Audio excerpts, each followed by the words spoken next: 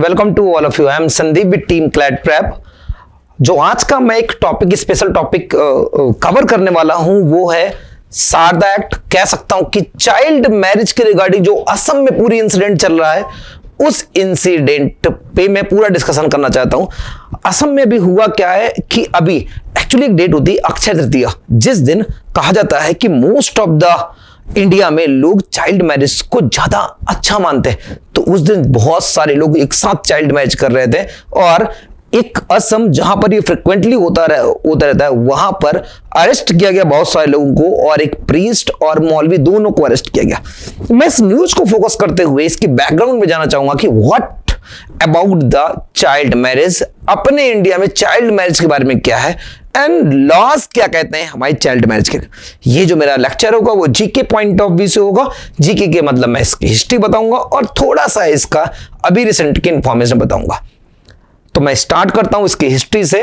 1929 एक हरदीप विलास सारदा थे और जो सारदा हरदीप सारदा उन्हीं के नाम पर सारदा एक्ट पड़ा। सारदा एक्ट में डिसाइड किया गया कि जो कोई भी मेल होगी या फीमेल होगी उनकी चाइल्ड एज का कंसर्न किया जाएगा। शायद आप लोगों ने थोड़ी सी हिस्ट्री के बारे में पढ़ा होगा। स्वामी दयानंद सरस्वती ने भी इसके अगेंस्ट में काम किया हुआ था, ठीक है ना। बट बाद में वो स्प्लिट हो जाता है और स्प्लिट होने के बाद शायद आप इसकी हिस्ट्री जानते होंगे, तो ये किसी में सेपरेट लेक्चर में डिस्कस करूंगा इन आर्य समाज के बारे में। बट उसके बाद जब सारदा एक्ट आया in the time of the विटसेट्स, उसमें एज को डिसाइड कर दिया गया, वो 14 और 18 साल कर दी गई। मेल की एज 18 ईयर कर दी गई, फीमेल की ईयर 14 ईयर एज कर दी गई। जब ये डिसाइड हो गई एज, ये दोनों एज डिसाइड हो गई, उसके बाद इसमें चेंजमेंट आता है और चेंजमेंट आता है 1978 में। और 1978 में जो इनकी एज बढ़ाकर 18 और 21 कर दी गई, जो कि अभी इस समय कॉन्टिन्यू है। 18 ईयर किसकी थी? 18 ईयर फीमेल्स की थी और मेल्स की 21 ईयर्स एज कर दी गई। देखो एक बात समझ में आई कि क्यों ऐसा बढ़ाया गया। आपके समझ में आएगी सर क्या ऐसा लॉजिक था कि यहां पर हमने एज को बढ़ाया। तो देखो हमारे यहां पे अगर माना गया कि एक लड़की या एक लड़का जो मैच्योर होता है, डेवलप्ड होता है, वो 18 और 21 में डेवलप हो जाते हैं।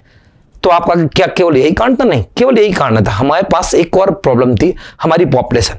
तो on the behalf of the population हम लोगों ने क्या किया, इसकी एज को थोड़ा सा बढ़ा दिया ताकि पॉपुलेशन में थोड़ा सा कंट्रोल किया सके।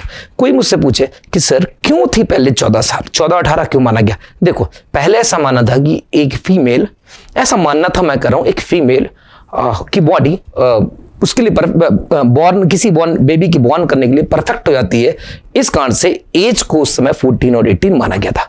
लेकिन आपको पता है कि बहुत सारे मेडिकल इशू इसके रिगार्डिंग होते रहते हैं, तो उन मेडिकल इशू को देखते हुए हम लोगों ने एज बढ़ाई। और दूसरा कंसर्न मैंने बताया कि पॉपुलेशन को कंट्रोल करने के लिए हमने एज बढ़ाई।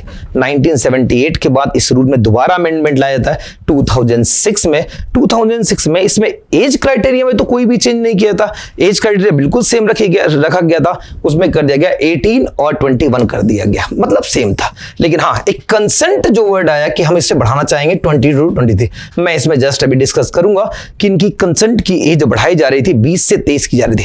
तो हम थोड़ी देर में डिस्कस करेंगे कि क्या है ये कंसेंट की एज।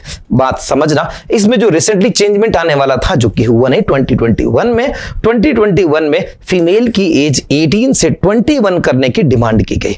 बट जो कमेटी बैठी उसके रिकमेंडेशन के अकॉर्डिंग एज नहीं बढ़ाएगी और कहा गया कि अभी इतनी आवश्यकता नहीं है, अगर ऐसी नीड पड़ेगी तो हम एज फीमेल की 21 कर देंगे, मतलब दोनों की एज 21 कर दी जाएगी। नाउ अगर मैं बात करूं कि यहां पर कोई चेंजमेंट नहीं हुआ, तो क्या आज चाइल्ड मैरिज लीगलाइज है क्या?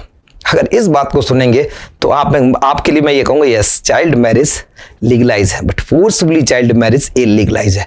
मतलब कोई ब्राह्मण नहीं करा सकता, कोई मौलवी नहीं करा सकता, कोई भी कंसर्न नहीं करा सकता। तो आप कहोगे सर फिर कैसा लीगलाइज? तो मैंने कहा कि अगर चाइल्ड मैरिज हो जाती है तो उसके बाद जब आप जो राजस्थान लैंग्वेज में गौना बोलते हैं, मतलब लड़की का लड़के घर जाना, उस समय जो एज होगी वो 18 और 21 रीच करोगी। समझ गए होंगे 18 किसकी बात कर रहा हूं और 21 किसकी बात कर रहा हूं। एक छोटा सा कंसर्न देखना कि जैसे वो उसके घर में पहुंच जाएगी ना, तो 2 साल के अंदर, 2 साल का मतलब क्या होगा कि यहां पर अगर लड़की की बात करूं तो 18 से 20 हो जाएगी, और लड़के की बात करूं 21 से 23 हो जाएगी। 2 साल के अंदर उसे जाकर रजिस्टर करवाना पड़ेगा, अपना कंसर्न देना पड़ेगा कि मैं इस शादी को एक्सेप्ट करती हूं या करता हूं। अगर 2 साल के अंदर नहीं किया गया तो ये शादी नल एंड वाइड भी मानी जा सकती है। अगर उसने कह दिया कि मैं शायद इस शादी से खुश नहीं हूं या खुश नहीं हूं, तो उनकी शादी भी हम लोग कैंसिल आउट मान ली जाती है। तो यहां पे ये क्या बात आई, शादी की बात आई, शादी की कंसर्न की बात आई। क्या मेरी बात आप लोगों को समझ में आ रही है क्या? जब कि ये बात है, और मैंने यहां पर एक बात लिखी हुई है कि यहां पर जब कंसेंट की एज बढ़ाई जा रही थी 2006 में, क्या कि 20 से 23 की एज थी, मतलब एक गर्ल्स जो थी वो 20 साल में नहीं 18 से 23 साल के बीच में इस बात को डिसाइड कर सकती है कि वो इस शादी के साथ रहना चाहती है या शादी के अगेंस्ट जाना चाहती है। हम लोगों ने और सेम यही बात डिस्कस कर रहा था कि मेल के बारे में उसकी भी कंसेंट की एज बढ़ाए जाने की बात की जा रही थी।